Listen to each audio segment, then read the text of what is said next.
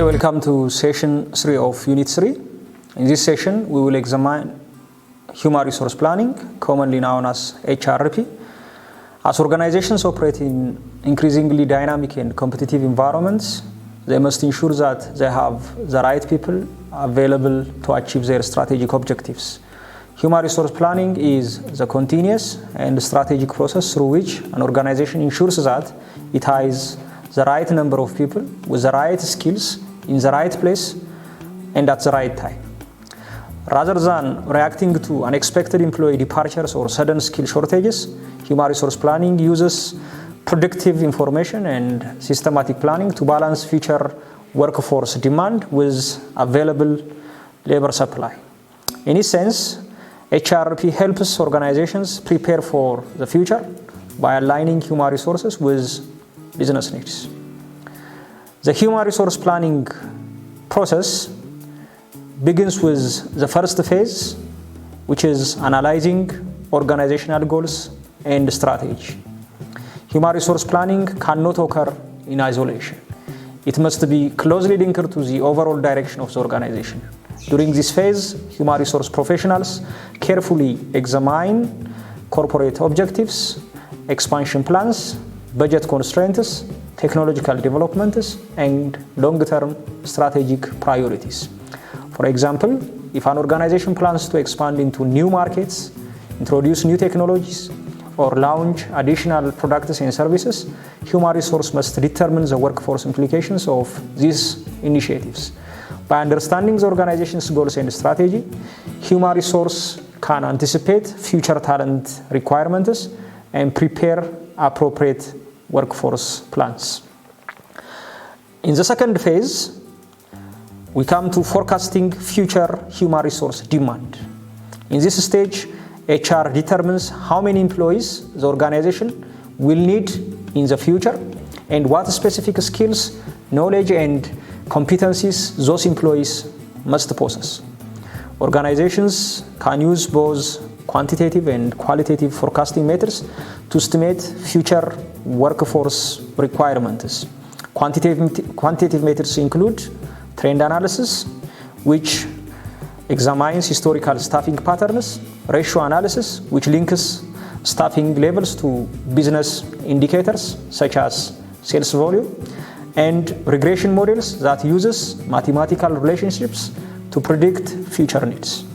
Qualitative methods includes expert judgment, managerial estimates, and the Delphi technique. The Delphi technique specifically deals with providing opinions through multiple rounds of anonymous questionnaires until a consensus is reached. Together, these methods help organizations estimate future workforce demand accurately. The third phase involves analyzing current and future HR supply. Once future workforce needs have been identified, human resource must determine whether sufficient talent is available to meet those needs. This analysis focuses on both internal and external sources of labor. Internal supply refers to the capabilities and potential of current employees. HR evaluates existing staff using skills inventories, performance records, replacement charts, and management inventories to identify employees who can assume high responsibilities in the future. External supply focuses on talent available in the labor market. HR examines factors such as educational graduation rates, demographic trends, labor market conditions, and regional unemployment statistics. By comparing forecasted demand with available supply, organizations can identify potential workforce shortages or surpluses. The fourth phase is formulating and implementing action plans. After comparing workforce demand and supply, human resource develops strategies to address any gaps. When demand exceeds supply, a workforce shortage exists.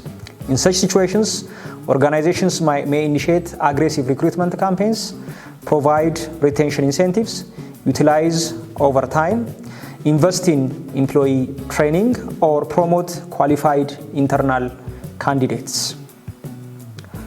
Conversely, when supply exceeds demand, a workforce surplus occurs. To address surpluses, organizations may implement freezing hiring, limiting overtime opportunities, offering voluntary early retirement packages, or manage workforce reductions through attrition and phased layoffs. These actions plans ensure that workforce levels remain aligned with organizational requirements while minimizing disruptions and unnecessary costs.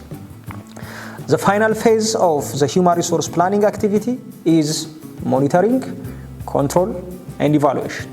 Human resource planning is not a one-time activity, but a continuous cycle that requires regular assessment and improvement.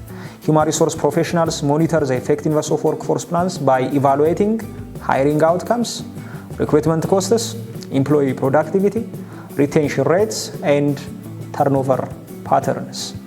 Actual results are compared with projected outcomes, and any discrepancies are used to improve future forecasting and planning activities. Through continuous monitoring and refinement, organizations strengthen the accuracy of their workforce planning systems and improve decision-making over time.